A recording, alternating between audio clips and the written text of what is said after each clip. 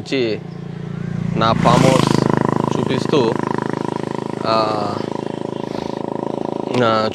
చూపిస్తూ ఇతను ఆక్రమించుకున్నాడు అని చెప్పి చెప్పడం జరిగింది. అసలు నా ఫామ్ హౌస్ నేను రైతుల దగ్గర భూమి కొని చేసినది. ఈరోజు నేను కరకట్ట మీద ఉన్నాను. నేను సెల్ఫీ ఛాలెంజ్ చేస్తున్నాను లొకేషన్. ఇది చంద్రబాబు ఇల్లు.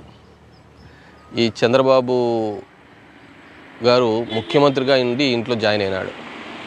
ముఖ్యమంత్రిగా ఉండి ఇంట్లో చేరి ఇప్పటికీ ఆ ఇంట్లోనే ఉన్నాడు.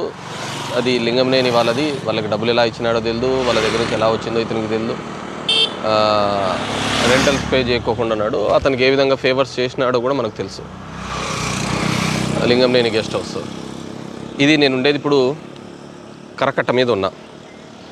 అంటే మన ఊర్లో చెరువు కట్టలు అంటారు. అక్కడ కనపడే కృష్ణానది అక్కడ కనపడుతోంది. యువతల చూస్తే పచ్చని వ్యవసాయ భూములన్నీ ఇక్కడ ఉండడం చూస్తున్నాం. పచ్చని వ్యవసాయ భూములన్నీ ఇక్కడ ఉన్నాయి. ఈ చెరువు కట్టని ఈ కరకట్ట అంటారు. ఇక్కడ ఈ కరకట్ట మామూలుగా ఎందుకు నిర్మించినారంటే కృష్ణానదిలో ఎక్కువ ఫ్లడింగ్ వాటర్ నీళ్ళు వస్తే గన ఈ కట్ట దాటి ఊర్లోకి పోకుండా ఇక్కడ భూములు కానీ ఇక్కడ ప్రజల్ని కానీ రక్షించడానికి ఈ కట్ట కట్టడం జరిగింది. కానీ ఈ ప్రబుద్ధుడు ఒక ముఖ్యమంత్రి స్థాయిలో ఇక్కడ కట్టకూడదు అని అక్కడ డిపార్ట్మెంట్స్ వాళ్ళు ఇచ్చినారు. ఇది ఎంక్రోజ్డ్ సైట్లో ఉన్నాయని కూడా ఈ గారు కూడా ఇవ్వడం జరిగింది. ఇరిగేషన్ వాళ్ళు ఇవ్వడం జరిగింది. ఈయన కోర్టుకు పోయి స్టే కూడా తెచ్చుకోవడం జరిగింది అనుకో. అలాంటి దాంట్లో ఈయన ఇల్లు కట్టుకున్నాడు. ఈయన మనకు నీతులు చెప్తున్నాడు. అంటే చెరువు కట్ట మేము అవతల కట్టినా కానీ ఏదైనా ఉంటుందేమో కానీ చెరువు కట్ట లోపల కట్టుకున్న దరిద్రుడు ఏడా ఉన్నాడు. ఒక ముఖ్యమంత్రి స్థాయిలో ఎవరో కట్టుకున్న ఇళ్ళల్లోకైనా కావచ్చు, ఎవరిదైనా కావచ్చు, ఫస్ట్ నువ్వు చేయాల్సిన విషయం. ఆ విషయం ఇతను చేయలేకపోగా ఇతను ఇల్లు కట్టుకున్నాడు. ఇతను వచ్చి నా గెస్ట్ హౌస్ చూస్తాడు. నేను కూడా నా గెస్ట్ హౌస్ అంత బ్యూటిఫుల్గా ఉంటుంది అనుకోవటంలే. ఎందుకంటే మేము ఎప్పుడు ఉంటున్నాం కానీ దాంట్లో ఆ డ్రోన్లో చూపించేంత వరకు ఓహో ఇంత అందంగా ఉందా అని మా ఫ్రెండ్స్ అందరూ ఫోన్లు చేసి అంటున్నారు. బట్ వాళ్ళ కెమెరా టెక్నిక్ ఏమో మరి అలా తీసుకొని వచ్చినారు. ఎస్, అది నా ప్రాపర్టీనే. దానికి పర్మిషన్స్ తీసుకున్నారు. పర్మిషన్స్ తీసుకొనే కట్టినాను. అది ఆ ప్రాపర్టీని ఎలా కొన్నానని కూడా ఇప్పటికీ 3-4 సార్లు నేను ఎక్స్ప్లెయిన్ చేయడం జరిగింది. దాని తర్వాత కూడా చెప్పడం జరిగింది. ఇంకా దీని గురించి ఎవడైనా కానీ మాట్లాడితే వాడు వేస్ట్ ఆయిల్, నేనేం చెప్పలేను దీని గురించి అని. నేను ఆ రోజు ఏ విధంగా మాట్లాడినాను, ఏ విధంగా చెప్పినాను కూడా నీకు లింక్ చెప్తాను. ఈ ప్రాపర్టీ మాకు ఎలా వచ్చింది అనేది కూడా నేను లింక్ చూపించి చెప్తాను. నిన్న ఆయన మాట్లాడుతూ లోకేష్ కేటుగాడు అని చెప్పి మాట్లాడడం జరిగింది. సరే, నేను నా సొంత భూమిలో కట్టుకుంటేనే కేటుగాడిని అయినప్పుడు మళ్ళీ ఈ విధంగా ఇరిగేషన్ ల్యాండ్లో ఒక ముఖ్యమంత్రిగా ఉన్నావు, మాజీ ముఖ్యమంత్రిగా ఉన్నావు, అలాంటి హోదాలలో ఉండి నువ్వు కట్టుకున్నావని నిన్నేమనల్లా. నిన్నేమని పిలిస్తే సరిపోతుంది. నీకు ఏమని చెబితే మీరు ఏ పేరు పెడితే సరిపోతుంది. కేటుగాడు అంటావా? మరి నిన్నేమనల్లా? 24వ పులికేసివా? నువ్వేమన్నా 24వ పులికేసివా? ఒక విషయ పరిజ్ఞానం లేదు. ఎవడేది చెప్తే అది రాసిస్తే అది చదువుతా పోతూ ఉంటావు. నువ్వు నాకు నీతులు చెప్తావా? నేను గుడ్ మార్నింగ్ ధర్మవరంలో పోయి కబ్జాలని చెప్తాడా? నేను గుడ్ మార్నింగ్ ధర్మవరం ఇప్పటి నుంచి కాదు చేస్తాను. ఇది 2008 నుంచి చేస్తున్నా. ఆ రోజు సోషల్ మీడియా లేదు. ఆ విధంగా చేశాను కాబట్టి ధర్మవరంలో డ్రింకింగ్ వాటర్ ఇష్యూ ఉందేమో అడగండి. తాగినీళ్ళ సమస్య ఉందేమని చెప్పేసి అడగండి. భూములు కొనుక్కుంటే తప్పవుతుందా? ఇన్ని చెప్తున్నా. నువ్వు ఒక్క ఎకరా ఎక్కడైనా కానీ మా భూమి కబ్జా చేశాడని ఇంతవరకు ఎవడైనా కంప్లైంట్ ఇచ్చినాడా? ఇవ్వలేదు కదా. కబ్జా చేసింటే ఒక్క రైతుతో కంప్లైంట్ ఇవ్వమని. నిన్న ఇది కూడా చెప్పాడు, రాజీనామా చేస్తామని. డెఫినెట్గా నేను కబ్జా చేసినానని కానీ నిరూపిస్తే ఒక్క రైతు వచ్చి తన భూమిని కంప్లైంట్ చేసినాడంటే రాజీనామా చేస్తా. లేదని పక్షంలో నువ్వు రాజకీయాల నుంచి తప్పుకుంటావా? నువ్వు కాదా, నువ్వేమున్నావు రాజకీయాల్లోకి? ఊళ్ళో వచ్చి ఊరికే అరుచుకుంటా పోతానావు తప్ప, పిచ్చుకుక్క అడిచినట్టు అరుస్తా పోతానావు. మీ నాయన రాజకీయాల నుంచి తప్పుకుంటాడా? ఇసుక 100 ట్రిప్పులు పోతుంది డైలీ అంటున్నావు బెంగళూరుకి. ఇసుకతో మాకు సంబంధమే లేదు. జేపీ గ్రూప్ అనే వాళ్ళు చేసుకుంటారు ఇసుక. అది గవర్నమెంట్ది, గవర్నమెంట్ వాళ్ళు వాళ్ళకి ఇచ్చినారు, వాళ్ళు పే చేస్తున్నారు. అలా అయినా కావచ్చులే. ఒక్క ట్రిప్పు బెంగళూరు కానీ ఇంకో చోటికి కానీ పోయిందని నేను నిరూపిస్తే మీకు నేను రాజీనామా చేయడానికి సిద్ధం. ఇంక మళ్ళీ ఎలక్షన్లలో కూడా పోటీ చేయను. నువ్వు మీ నాయకుడు చేస్తే దమ్ముందా? నువ్వు మీ నాయకుడు చేస్తే దమ్ముందా? నేను నీలాగా నోటికి వచ్చినట్టు మాట్లాడచ్చు, ఇష్టాన్సన్ కేటుగాడు కాదు కదా. నువ్వు ఇంకా అంతకంటే గలీజ్ బూతులు కూడా తిట్టచ్చు. నువ్వు స్టాన్ఫర్డ్లో చదివినావేమో, నేను తాడిపత్రి అరవింద్ ఆశ్రమంలో చదివినాను, తర్వాత గుంటూరులో విజయవాడలో చదివినాను. నువ్వు స్టాన్ఫర్డ్లో చదివినట్టు లేదు, ఆడేందో ఇంక వేరే వ్యాపారం పెట్టుకున్నట్టు ఉంది. సో నేను అంతకంటే నీచంగా మాట్లాడగలను. కానీ నీకు నాకున్న తేడా చూపించాలి కదా ఎక్కడో చోట. గుడ్ మార్నింగ్ అనే కార్యక్రమం పెట్టినది జనాల దగ్గరికి పోవాలని, జనం దగ్గరికి వెళ్ళాలి. సోషల్ మీడియా నా దాంట్లో వేల వీడియోస్ ఉంటాయి. నీ దగ్గర మాట్లాడుతున్నవాడు వీళ్ళు అందరిని అడగండి. ఒక్క రైతుని చూపిమనండి అయ్యా, ఒక్కడుగు ఎక్కడైనా కానీ మేము చేసామా అని చెప్పేసి, మా భూమి ఇలా అన్యాక్రాంతంగా గుంజుకున్నాడు చేసుకున్నాడు అని చెప్పేసి చూపిమనండి. ఏది పడితే అది నోటికి మాట్లాడుతున్నారు. మరమేకలపల్లి సిబిఆర్ మునకలోకి నాకు 20 కోట్లు తీసుకున్నారని చెప్తావా? కడుపుకు అన్నం తింటున్నావా, ఇంకేమైనా తింటున్నావా? 240 కోట్ల రూపాయలు Chitravathi balancing reservoir 10 TMC capacity పెంచినప్పుడు మరమేకలపల్లి, సీసీ రేవు, పీసీ రేవు, రాఘవంపల్లి ఈ గ్రామాలకు అన్నిటికీ కూడా నేను డబ్బులు ఇప్పించడం జరిగింది. ఎక్కడైనా కానీ ఎవరైనా కానీ ఒక్క రైతు కావచ్చు, ఒక్క జనం కావచ్చు, ఎమ్మెల్యేకి మమ్మల్ని డబ్బులు అడిగినాడు అని చెప్పేవాడు ఒక్కని రమ్మనండి. మరమేకలపల్లి అనే ఊర్లో ఎప్పుడు మీకు 200-300 మెజార్టీ, అందరూ మీ వాళ్ళే ఉండేది. మీ క్యాస్ట్కి సంబంధించిన వాళ్ళు అత్యధికులు ఉన్నారు. వాళ్ళు ఉన్నారు కదా, వాళ్ళని అడగండి. వాడు ఏ పార్టీకి సంబంధించిన, మీరైతే వ్యాపారం పెట్టుకొని ఆ పార్టీ ఈ పార్టీ మీకు ఇప్పటికీ అక్కడ ఎస్సీలకు 63 మందికి రాకపోతే, 107 మందికి రాకపోతే గవర్నమెంట్తో కొట్లాడి నేను జీవో తీసుకొని వచ్చి రావడం జరిగింది. ఇమీడియట్గా వాళ్ళకి రిలీజియస్ కావాలా, 7 లక్షల నుంచి 10 లక్షలు ఎన్హాన్స్. ఏం చేశారు? టిడ్కో ఇళ్ళ దగ్గరికి పోయినా, నువ్వు వస్తున్నప్పుడు 3 రోజుల ముందర కొట్టినావని అబద్ధాలు చెప్తావా? ఆ కలర్స్ కొట్టి ఎన్నాళ్ళు అవుతుంది? దాని పక్కనే కనపడి ఉంటుంది కదా Ketireddy colony, Indiramma colony, YSR colony అని చెప్పి 16,000 ఇండ్లు ఇచ్చినారు.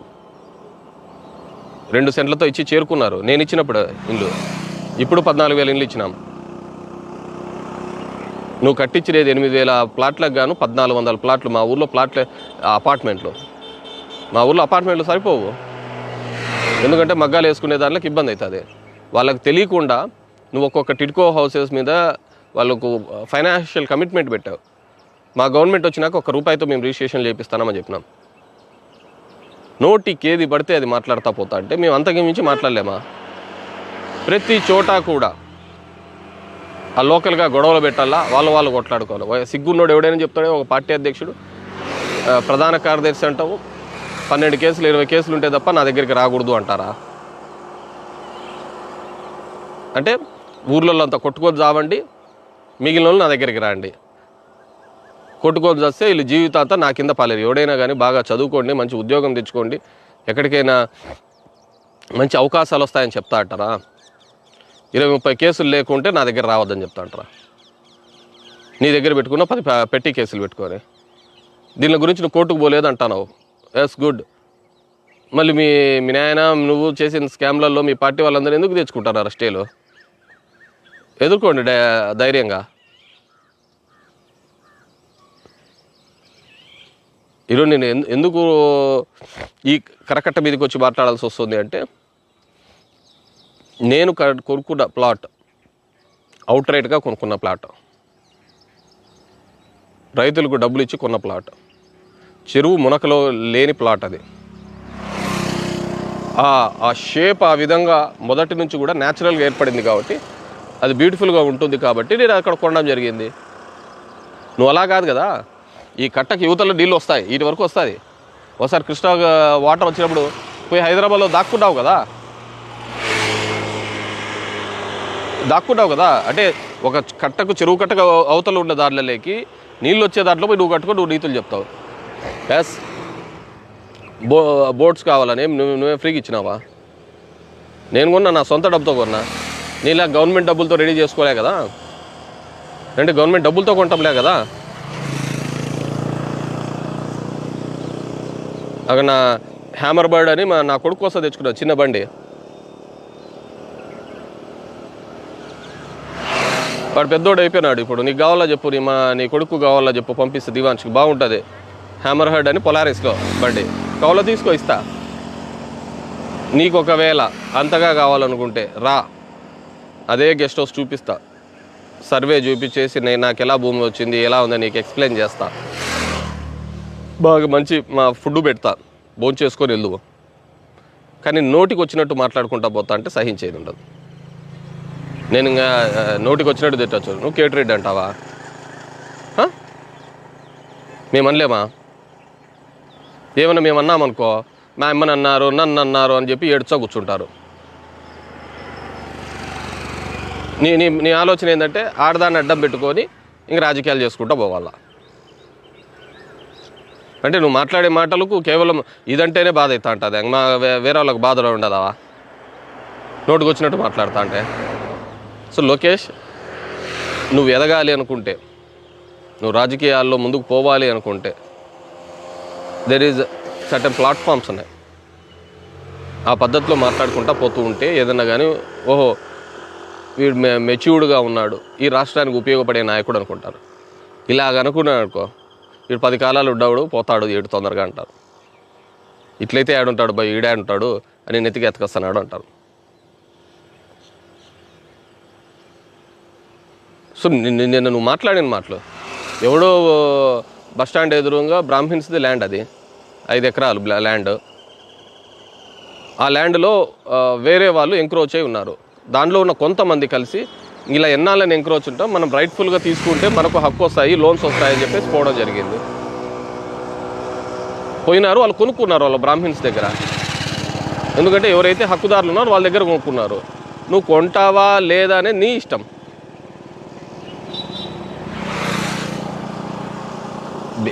ఒక నాయకుడు ఉండాల్సింది విషయ పరిజ్ఞానం. ఎవడు చీటీలలో రాసిస్తే వాడి చీటీలలో రాపేయడం కాదు. నిన్న 30 ఇసుక బండ్లు పోతున్నాను. ఎక్కడ పోతున్నాయి? నాడు నేడు స్కూల్స్కి పోతున్నాయి. వాళ్ళు పేపర్లు చూపిస్తున్నా కానీ పేపర్లు తీసుకోకుండా ఇవన్నీ బెంగళూరు పోతానే అంటారు. బెంగళూరు పోవాలంటే ధర్మవరం దగ్గర నుంచే పోవాలా? అక్కడ దగ్గరలో ఉండవా? అసలు జీవో నెంబర్ 71, 76 ప్రకారం వేరే రాష్ట్రానికే పోవడానికి లేదు. నీకు చేతనైతే మీ వాళ్ళను 20 మందిని పెట్టి కర్ణాటక రాష్ట్రం అన్ని బార్డర్లో పట్టుకొని రెడ్ హ్యాండెడ్గా బట్టి చూపి అప్పుడు వేరే వాళ్ళకి పోతా ఉంటుంది. మా ఊరి దగ్గర పట్టుకొని బెంగళూరు పోతుందంటే ఎట్లయితుంది? ధర్మవరంలో ఇసుక లారీలు పోతూ ఉంటే నాడు నేడుకో స్కూల్స్కో ఇన్ఫ్రాస్ట్రక్చర్కో దానికి సంబంధించి బెంగళూరు పోతుందంటే ఎట్లయితుంది? నువ్వు బెంగళూరు అంటే కర్ణాటక బార్డర్లో పట్టుకున్నా చూడు, ఈ ధర్మవరం నుంచి వస్తారా బర్త్డే ఇప్పుడు చెప్పు కేతిరెడ్డి అను తల ఉంచుకుంటా. ఇంకా 2వ సెకండే రాజీనామా చేస్తా. నీకు ఎవరు నేర్పించినావు? మీ నాయన ఈ అబద్ధాలు నేర్పించు చెప్పుకుంటా పో అని చెప్పినాడా? రాజకీయాల్లో గెలుస్తా అంటాం, ఓడిపోతా అంటాం. ఒక సిద్ధాంతం అంటూ ఉండాల. నేను ఎప్పుడో చెప్పా నీకు, అందు కాదు నీకు ఛాలెంజ్ చేస్తానా. నువ్వు పాదయాత్రను తిరుగుతున్నావు కదా, ఇంకా 350 రోజులేమో, రోజు మైక్ పెట్టుకొని తిరిగి చెయ్యి. ఏమేమి చేస్తానో తెలుస్తుంది. ఆ సందర్భం వచ్చేటప్పుడు మైక్ చెప్పుకుంటా అంటే ఆ ప్రజలు ఏం చెప్తున్నారు దానికి నువ్వు సమాధానం చెప్తా ఉంటారు.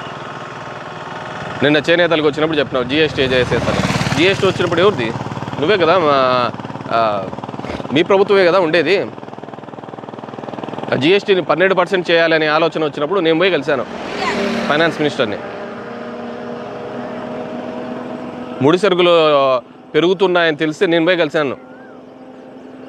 ఇలా ఇంపోర్ట్ డ్యూటీస్ ఎక్కువ అయిపోయి బ్యాన్ ఉండడం వల్ల మనకు సిల్క్ రావటం లేదు, దానివల్ల ఇక్కడ బాగా పెరుగుతుంది, దెర్ ఇస్ ఎ గ్యాప్ ఉంది, సప్లైకి డిమాండ్కి గ్యాప్ ఉంది, సప్లై తగ్గిపోయింది, డిమాండ్ అయిపోయి ప్రైస్ ఎస్కలేషన్ అవుతున్నాయని చెప్పేసి నేను పోయి కలిశాను నిర్మలా సీతారామన్ గారిని. నోటికి వచ్చినట్టు మీ నాయన ఒకటి చెప్తూ ఉంటే నేనే కంప్యూటర్లు కనిపెట్టినా, నేనే ఫోన్లు కనిపెట్టినా, నేనే కరోనా మందు కనిపెట్టినానని. అరే ఏం నాకు అర్థం కావటం లేదు. ఆంధ్రప్రదేశ్ ప్రజలు ఇంత తిక్కలు అయిపోయినామా? దాన్ని ఎక్కడికంటే అక్కడ నీ మీడియా ఉందని, సోషల్ మీడియా ఉందని ట్రోల్ చేస్తారా, లేకుంటే ఇంకోటి పెడతారంటే కమ్ టు ద ప్రాక్టికల్. నేను ఈ రోజు నుంచి చేస్తున్నాను, 15 సంవత్సరాల నుంచి చేస్తున్నాను గుడ్ మార్నింగ్ ధర్మవరం. దానివల్ల ఎన్నో ఇష్యూస్ ఐడెంటిఫై చేశా. నువ్వు మీ ఊర్లో జరిగిన మా ధర్మవరంలో దానిలో డెవలప్మెంట్లలో నువ్వు చేసిన దానిలో ఒక్కదానికన్నా సెల్ఫీ వీడియో ఎందుకు తీయలేకపోయినావు? ఎందుకు తీసుకున్నావు? టిట్కో ఇళ్ళ దగ్గర తీసినావు 1400. నేను ఎన్ని కట్టించా? 26,000 ఇల్లు కట్టించా. పక్కనే ఉంది టిట్కో ఇల్లు పక్కనే. ఎందుకు ఫోటో తీయలేకపోయినావు?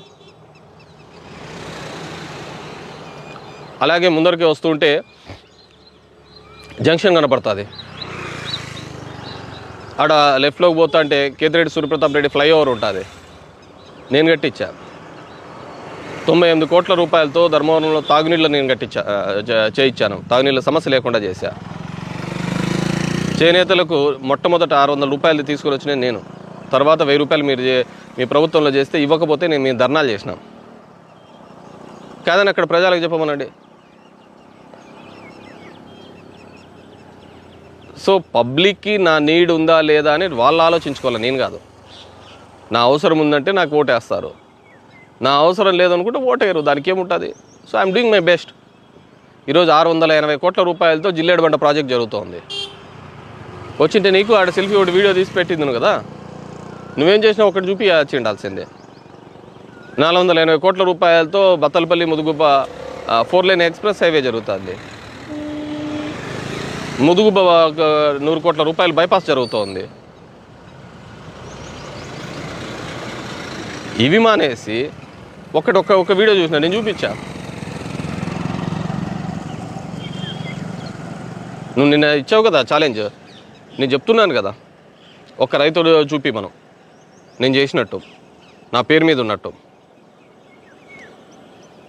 వాళ్ళని బలవంతంగా తీసుకున్నట్టు. నువ్వు వదిలిపెట్టి వెళ్ళిపోతావా?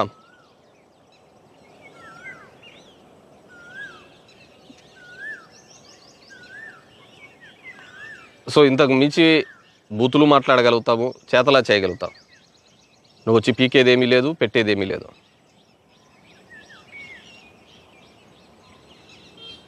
So I'm challenging you. అది నా సక్రమం, ఇది నువ్వు సక్రమం అని నిరూపించగలుగుతావా? నేను కొన్న భూమి సక్రమంగా కొన్నా, 1938లో భూమి కొన్నా, నేను అది సక్రమంగా కొన్నానని నేను ఛాలెంజ్ చేస్తాను. నువ్వు ఉంటున్న ఇండ్లు సక్రమం అని నువ్వు ఛాలెంజ్ చెప్పగలుగుతావా? Only challenge. నేను అది సక్రమాన్ని నిరూపిస్తా, నువ్వు ఈ సక్రమం నిరూపించకపోతే ఇంక రాజకీయాల నుంచి వైదొలుగుతావా? వైదొలిగేది కూడా వద్దులేయా, దరిద్ర నోటికి వచ్చినట్టు మాట్లాడకుండా పో. నువ్వు ఇంటికి నువ్వు కింగ్ కావచ్చు, నీ పార్టీకి నువ్వు కింగ్ కావచ్చు. నా ఇంటికి నేను కింగు, నా పార్టీకి నేను కింగు, నా ఊరికి నేను కింగ్. ఇలా నీకు మించిగైనా నేను మాట్లాడే శక్తి ఉంది, అంతకు మించి ఉన్నారు. రాజకీయాల్లోకి వచ్చినారా రమ్మను. నువ్వు ఇప్పుడు నేను ఏదో క్యాండిడేట్ అనౌన్స్ చేసినావు కదా, ఆ క్యాండిడేట్ నేను ఇది చేస్తాను చెప్పగలం మనం. మా నాయన ఇంతమందిని ఆడ చేసినాడు, ఇంకా నేను వచ్చి అంతకు మించి చేయగలుగుతానని చెప్పమను. మా అమ్మ మంత్రిగా ఉన్నప్పుడు ఇన్ని చేసింది, అంతకు మించి చేయగలుగుతానని చెప్పమను మా ధర్మవరంకి. మీరేం చేశారు, నేనేం చేస్తాను మాట్లాడదాం.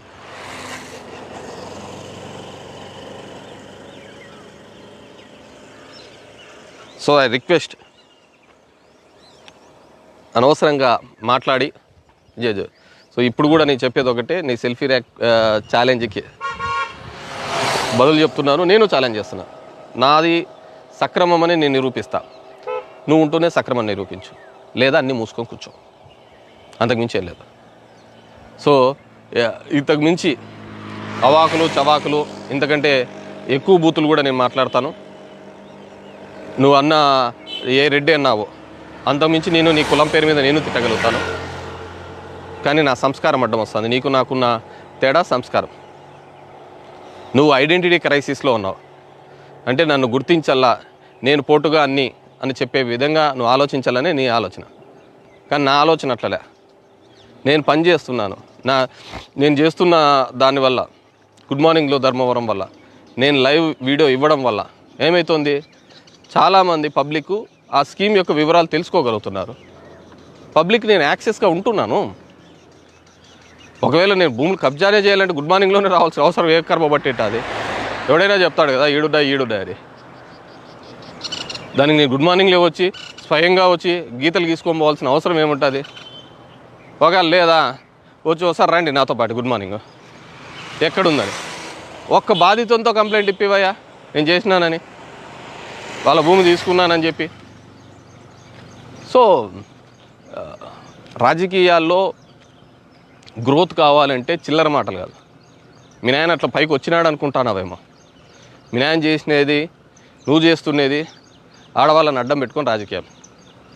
అది ఎట్లా ఎక్స్ప్లెయిన్ చేయమంటావా? మొట్టమొదట మీరు పార్టీ నువ్వు ఎన్టీ రామారావు ఇంట్లోకి రావడం, భువనేశ్వరి అమ్మని పెళ్లి చేసుకున్న తర్వాత ఎన్టీఆర్ ద్వారా వస్తే, తర్వాత కేవలం లక్ష్మీపార్వతిని బూచిగా చూపించేసి ఆమెను దించేయడం జరిగింది.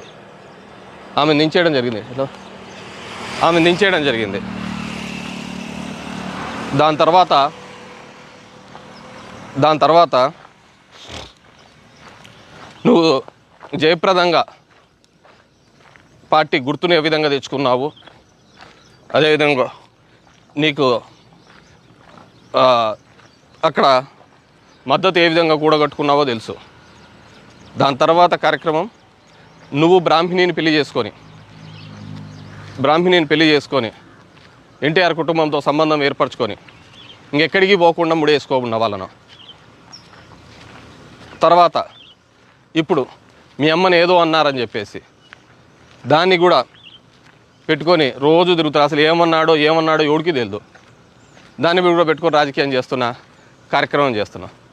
ఇన్ని ఎదవ చేష్టలన్నీ కూడా చేసుకుంటూ మళ్ళీ నోటికి వచ్చినది 14 సంవత్సరాలు 22 సంవత్సరాలు మీ నాన్న వివిధ శాఖల్లో ఉంటూ ముఖ్యమంత్రిగా ఉంటూ తెలుగుదేశం పార్టీ అధికారంలో ఉంది. ఏం చేసినారు? ఏం చేశారని చెప్పి చూపించండి. మా ధర్మవరానికి ఏం చేసినారో చూపించండి. అప్పుడు ఏమీ చేయకపోగా ఇంకొక అవకాశం ఇవ్వని ఎలా అడుగుతారు? అవకాశం ఇచ్చినప్పుడు ఎవరైనా వినియోగించుకోవాలా? అవకాశం ఇచ్చినప్పుడు వినియోగించుకోకుండా తర్వాత మాకు అవకాశం ఇస్తే మేము వినియోగించుకుంటామని ఎలా చెప్పగలుగుతారు? సో ఇంకా మినిమోర్ అలిగేషన్స్ చేశారు. ఏది రిజిస్టర్ ఆఫీస్ నుంచి 30 lakhs ఇస్తారా? ఎందుకు ఇచ్చారు రిజిస్టర్ ఆఫీసర్ నుంచి? నీకు ఇట్లాంటివన్నీ నేర్పించినారా? చెప్పమనండి. ఏ రిజిస్టర్ ఆఫీస్ నుంచి నాకు 30 లక్షలు నెలలా ఇచ్చినారో ఎవరినో చూపిమనండి. ఒక బాధితుని కంప్లైంట్ చూపిమనండి. ఒక్కరిని చూపిమనండి. నోటికి ఎక్కడ పడితే అక్కడ ఏంది చేతగాక చెప్పలేక, వాళ్ళ అధికారంలో ఉన్నప్పుడు ఏం చేశామో ఫలానాది చేశామని చూపించలేక. నేను చెప్తున్నాను, ఇంత బదువు చెప్పిన విధంగా హాస్పిటల్స్ కట్టించాం, స్కూల్స్ కట్టించా, పాలిటెక్నిక్ కాలేజెస్ కట్టించా, ఇంటర్మీడియట్ కాలేజెస్ కట్టించాం. వెల్ఫేర్తో పాటు నా విధంగా డెవలప్మెంట్ చేసినది లేదు. ఇప్పటికీ జరుగుతున్నాయి. 1000 కోట్ల వర్కులు నా కాన్స్టిట్యున్సీలో జరుగుతున్నాయి. చిన్న చితక కాదు నేను చెప్పేది, పెద్ద వర్క్స్, మేజర్ ప్రాజెక్ట్స్ జరుగుతున్నాయి. ఎంత ఎంత నీచంగా 240 కోట్లు తీసుకొని వస్తే దాంట్లో 20 కోట్లు తీసుకున్నారట్టవా? చెప్పినా కొడుకు ఎవరు నీకు? నీకు చెప్పినవాడు రమ్మను, వాడిని రమ్మను, వాడు వచ్చి నేను ఎమ్మెల్యేకి ఇచ్చినానని చెప్పు. ఒక్కడైనా సరే వాడు ఏ పార్టీ నాకు ఓటు వేయలేదో తెలిసి నెక్స్ట్ 6 నెలల్లో నా దగ్గరికి వచ్చినా కానీ ఎవరైతే ఎలిజిబుల్ ఉన్నారో అందరికీ ఇస్తాం పోవాయి అని చెప్పి పంపించాను. చాలామంది ఎలిజిబుల్ ఉన్న వాళ్ళలో మా పార్టీకి సంబంధించిన వాళ్ళు కూడా మిస్ అయినారు. ఎందుకు? మేము ఎక్కడే కానీ ఇన్వాల్వ్ కాలే, దాంట్లో ఎక్కడే కానీ ఇన్వాల్వ్ కాలే.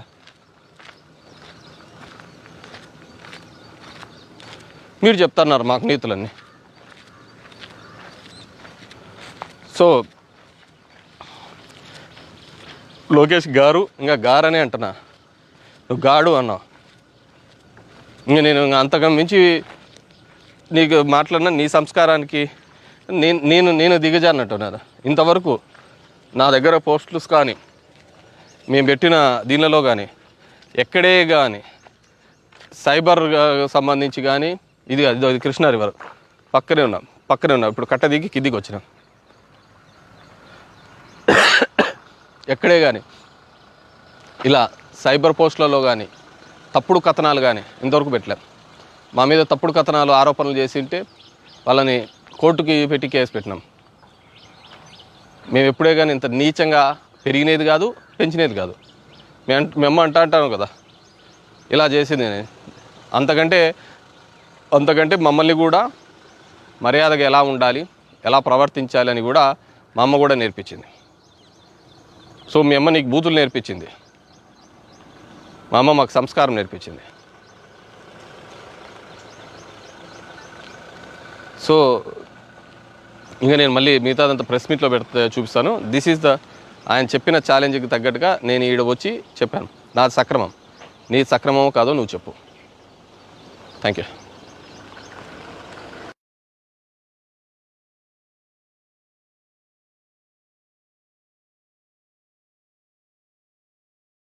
నేను సోలార్ ల్యాండ్ ఏదో చెప్పావు ఏంది, దాంట్లో ఏం చెప్పినది?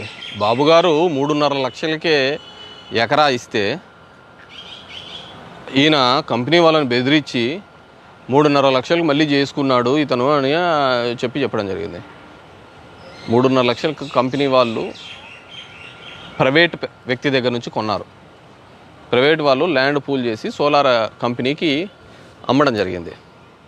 సోలార్ కంపెనీకి అమ్మితే ఆ సోలార్ కంపెనీలో ఇంతకుముందు మీ తెలుగుదేశం పార్టీ ఎమ్మెల్యే అక్కడ అతను సోలార్ వాళ్ళు ప్లాంట్ పెట్టుకోకుండా డబ్బులు వసూలు చేసినాడు.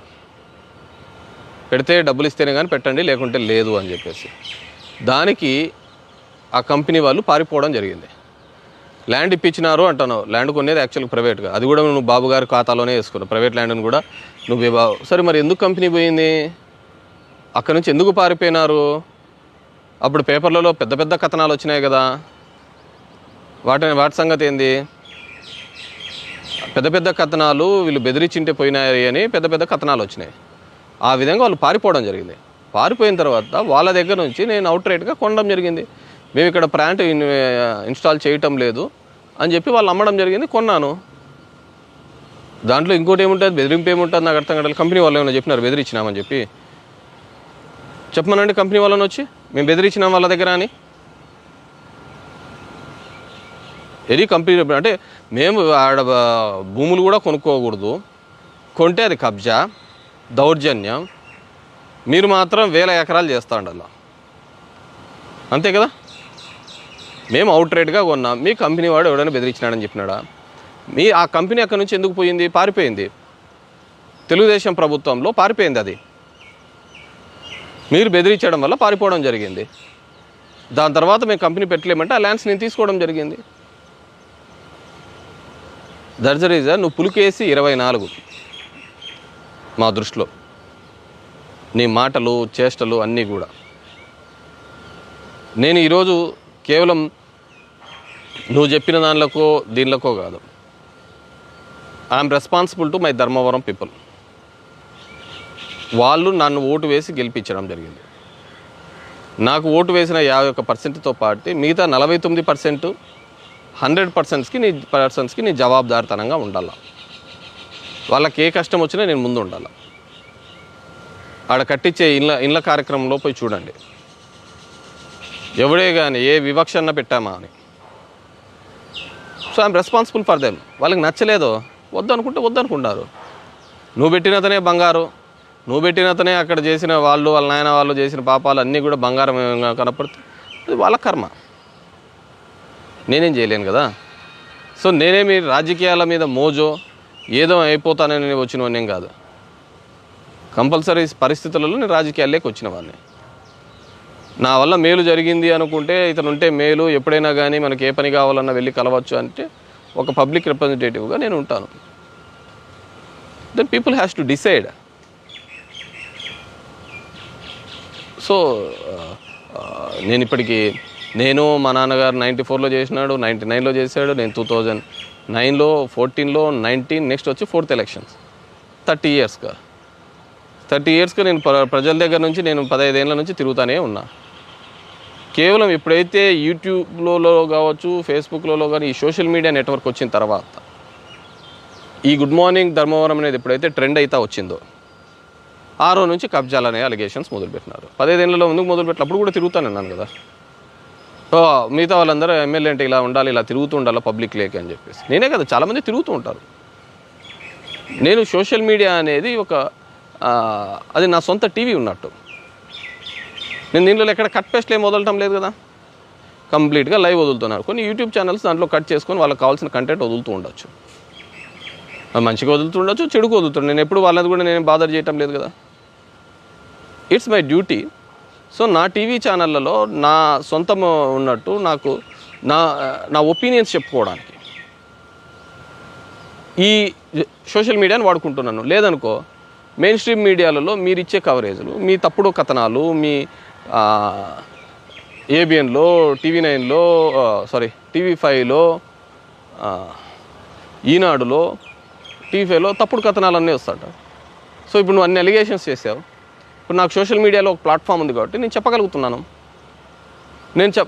ఈ ప్లాట్ఫామ్ లేకపోతే నేను చెప్పలేను కదా, నేను ఖండించలేను కదా. వాట్స్ ద ఫ్యాక్ట్ అని, ఇదే ఫ్యాక్ట్ అనుకుంటే వాళ్ళేమో.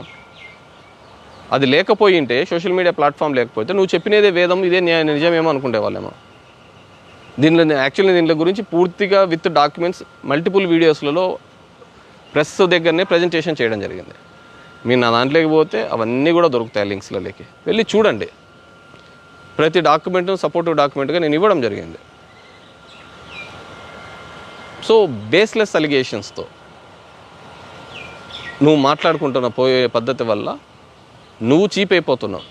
జనాలు ఉంటారు, నీ పార్టీ క్యాడరు విజిల్ వేయచ్చు, అప్పుడు ఎగలాడచ్చు, వాళ్ళున్న ఊపులో వాళ్ళు తీసుకున్న దానిలో ఉండొచ్చు. కానీ ఎండ్ ఆఫ్ ది డే ఒక సెక్షన్ ఆఫ్ ది పీపుల్ చూస్తూ ఉంటారు కంపోజర్ ఉందా లేదా అని. మధ్యతరగతి వాళ్ళు, పేదవాళ్ళు, జనము నీ పార్టీ వాళ్ళు కాకుండా వీళ్ళు 90% ఉంటారు. వీళ్ళు చూస్తుంటారు, అరే ఏంద్రా వీడు ఇట్లా మాట్లాడుతున్నాడు, ఎంత చీప్గా మాట్లాడుతున్నాడు అని చూస్తూ ఉంటారు పబ్లిక్. సో ఫస్ట్ నీ ఐడెంటిటీ కోసం ఈ తిట్టే కార్యక్రమాలు, నోటికి వచ్చిన బేస్లెస్ అలిగేషన్ చేసే కార్యక్రమం మానుకోండి. మేము తిడితే రాత్రి లేడుస్తా పోతా అంటావు, ఇంకా పనుకుంటావు ఊరికే, నా మంది తిట్టినాడు, నన్ను తిట్టినాడు అని చెప్పేసి. మాకు ఎవడు నువ్వు గొప్ప కాదు, ఇంకోడు గొప్ప ఏం కాదు, నాకు నేనే గొప్ప. సో అలాంటప్పుడు నేను నా జోలికి వస్తే నేను ఏమైనా మాట్లాడతాను. ఈ రోజుకి కాబట్టి ఇలా కాబట్టి నేను పర్ఫెక్ట్గా మంచి భాషతో మాట్లాడుతున్నాను. నాకు రాజకీయాల కోసం నోటికి వచ్చినట్టు అనిపించుకోవాల్సిన కర్మ నాకేం పట్టింది. రాజకీయాలు ఉంటా అంటే పోతా ఉంటాయి, దానికోసం దిగజారి బతకలేం కదా. మీ నాయనలాగా లేని అని అన్నారని చెప్పి ఏడుస్తా బతకలేను కదా. చెప్పారాది ఇదేం బతుకు అని చెప్పేసి. మా చిన్నాయన మీద ఇట్లే ప్రభాకర్ రెడ్డి లేని ఆడియో ఇది చేసింటే వాళ్ళ కొంపకి పోయి అదే నెక్స్ట్ రోజే పోయి ఇంట్లోకి పోయి వచ్చినాడు, ఎవడరా ఈడ మాట్లాడినది చూపించరా అని చెప్పేసి. మరి నీ మీద అనింటే ఆ రోజు విత్ ప్రూఫ్స్ నువ్వు చూపించిండాలి కదా. అది ఉత్తుత పౌరుషాలక ఇవన్నీ, పౌరుషం లేదు కానీ ఉత్తుత రాజకీయాల కోసమా ఆడోళ్ళని అడ్డం పెట్టుకొని మాట్లాడేది. షేమ్ కనిపించలేదా?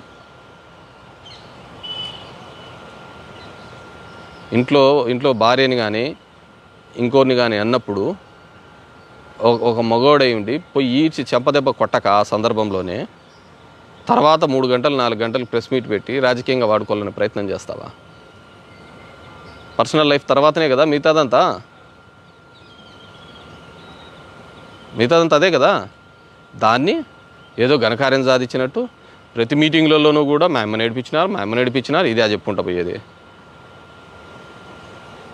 ఇది ఆంధ్రప్రదేశ్ రాజకీయాలందరినీ మాడుస్తున్నాయని నువ్వు ఫీల్ అవుతున్నావా?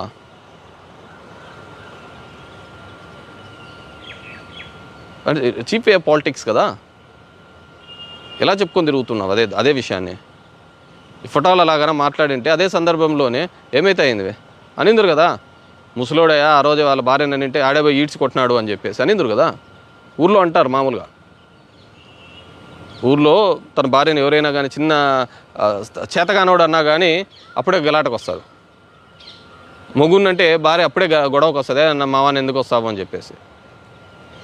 ఇలా రాజకీయాల కోసం నీచం కోసం వాడుకోరు. ఈ రాష్ట్రంలో అత్యంత నీచమైన రాజకీయం చేస్తున్నది ఎవరంటే తెలుగుదేశం పార్టీ.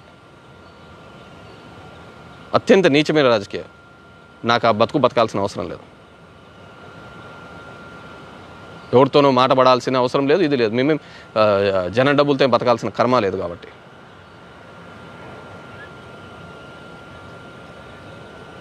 నువ్వు చెప్పిన దానికే చెప్తున్నా, if you can prove anything in that, దానిలో ఏది ప్రూవ్ చేయగలిగినా కానీ ఐ విల్ రిజైన్. 24 గంటలు టైం ఇస్తున్నా. నువ్వే చెప్పావు, నువ్వే ఛాలెంజ్ చేసావు, రాజీనామా చేస్తావా అని చెప్పేసి. ప్రూవ్ చేయి 24 గంటల్లో. ప్రూవ్ చేయకపోతే నువ్వు రాజకీయంగా కూడా నువ్వు పనికిరావు. Thank you.